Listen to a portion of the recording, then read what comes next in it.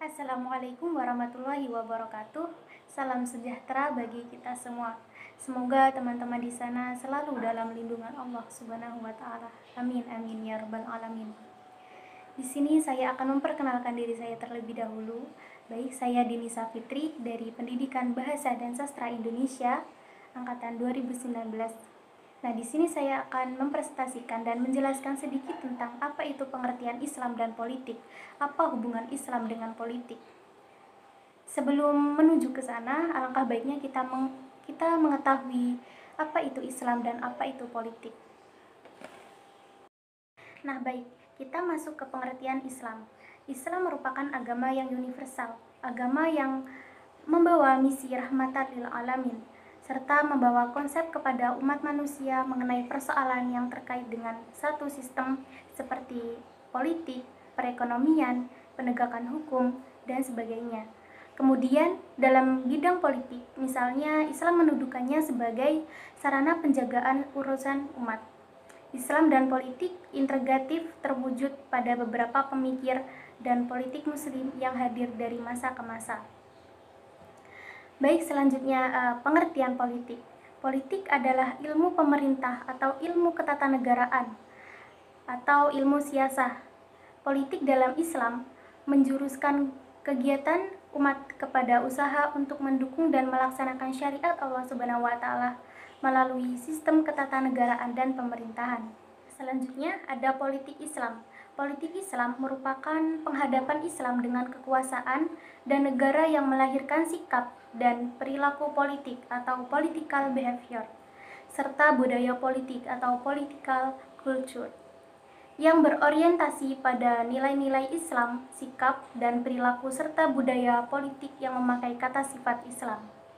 Islam meletakkan politik sebagai satu cara penjagaan urusan umat atau riayah syu'un al-ummah. Islam dan politik tidak boleh dipisahkan. Karena apa? Karena Islam tanpa politik akan melahirkan terbelenggunya kaum muslimin yang tidak mempunyai kebebasan dan kemerdekaan melaksanakan syariah Islam. Nah, di sini menurut Taufik Abdullah bermula dari suatu kepribadian moral dan doktrinal terhadap keutuhan komunitas spiritual Islam.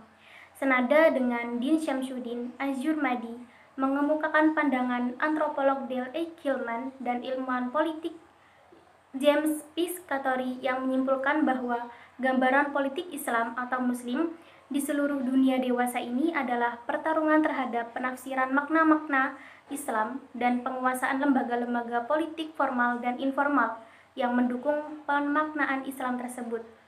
Pertarungan seperti ini melibatkan objektifikasi pengetahuan tentang Islam yang pada gilirannya memunculkan pluralisasi kekuasaan keagamaan. Begitu pula politik tanpa Islam hanya akan melahirkan masyarakat yang mengagungkan kekuasaan, jabatan, bahan, dan duniawi saja, kosong dari aspek moral dan spiritual.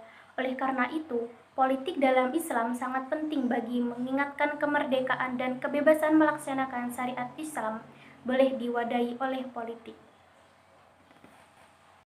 Nah, selanjutnya ada tokoh-tokoh muslim dalam pemikiran politik, yaitu Al-Marwadi, Ibnu Taimiyah, Ibnu Khaldun, Ibnu Abdul Wahab, Jamaluddin Al-Afghani, dan Muhammad Abduh.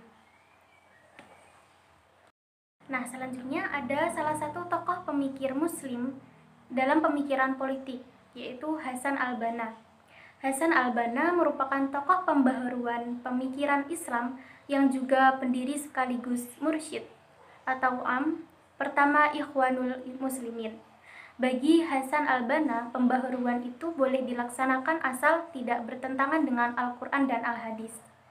Pemikiran pembaharuan Hasan al-Banna ini berdasarkan atas keyakinan bahwa Islam adalah agama yang universal, yang sesuai dengan perkembangan peradaban manusia, yang pada intinya dapat dikemukakan dalam 5 aspek, yaitu agama atau moral, kedua politik, ketiga sosial, keempat ekonomi, dan yang terakhir yaitu pendidikan. Hasan al-Banna disebut-sebut sebagai neo-salafi dengan pemikiran 3 pandangan dasar, yaitu Yang pertama, Islam adalah sebuah sistem komprehensif yang mampu berkembang sendiri. Yang kedua, Islam memancar dari dua sumber fundamental, yaitu Al-Quran dan Al-Hadis. Yang ketiga, Islam berlaku untuk segala waktu dan tempat. Maksudnya, Al-Banna membagi fase pembinaan dalam 3 tingkatan, yaitu yang pertama, fase pengenalan seluruh lapisan masyarakat. Kedua, fase pembentukan kader atau marhalah al-takwin. Dari elemen pilihan yang sudah terkumpul, dibentuk regu-regu pejuang dakwah. Yang ketiga, fase realisasi atau marhalah al-tanfiz. Dengan melakukan gerakan atau harokah, dakwah bersama-sama mewujudkan hukum Allah Subhanahu wa Ta'ala di muka bumi ini. Pemikiran Hasan al-Banna yang berkaitan dengan politik terbagi dalam 3 kelompok pikiran, yaitu yang pertama, reformasi sosial dengan asas akidah. Yang kedua, tidak hanya pemisahan agama dan negara. Yang ketiga, syariat Islam sebagai undang-undang tertinggi dalam pemerintahan Islam.